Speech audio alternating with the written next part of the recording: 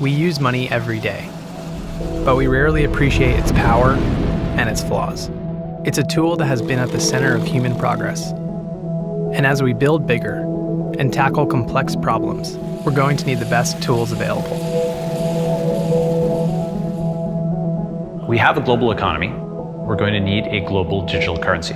Cryptocurrency is going to be a great democratizing force for the world because it's going to level the playing field and allow anybody with a cell phone to access financial services. This is going to transform how we think about a real global economy. I think in order to understand its importance, we first have to define what currency means.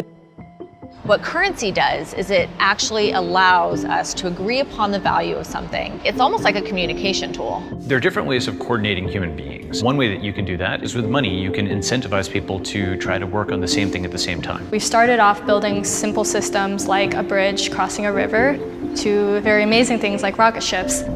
We went from interacting with our neighbors to now transacting with each other around the world. And we want to make sure that people can move money freely. And our current financial system just doesn't enable that.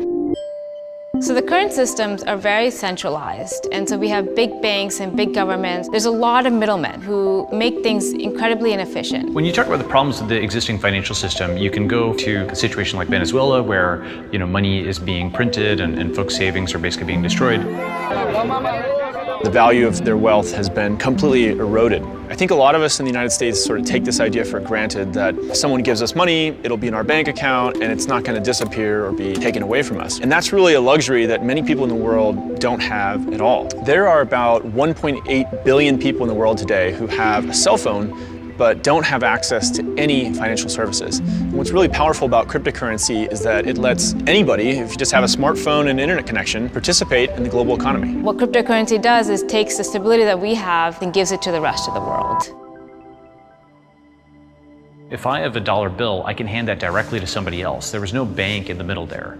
With digital currency and blockchain, it's actually more similar to cash, yet again, where I can send something directly to somebody else, and I don't necessarily have to go through middlemen like a bank or a credit card company. We can go back to how we normally transacted, which is directly with each other without all these giant central parties in between. When computer scientists talk about the concept of so-called decentralization, what they mean is to avoid this idea of a single point of failure. A single point of failure like we have with institutions. If you have a single bank and that bank has all your money and then that bank fails, well, everyone's out of money.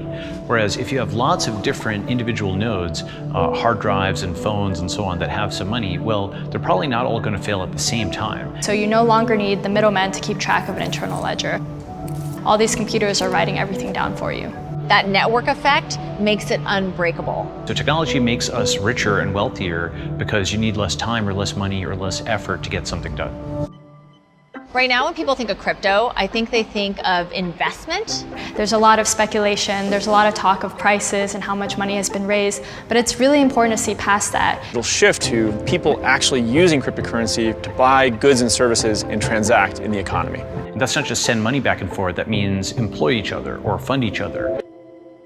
A more global economy is important because there is talent everywhere, but opportunity is not evenly distributed. In a world where this technology is fully adopted, it won't matter what country you're born in. All that will matter is that you have a mobile phone and internet connection, and you have skills and knowledge to learn, and you can contribute to the global economy. You can benefit from the world, and the world can benefit from you.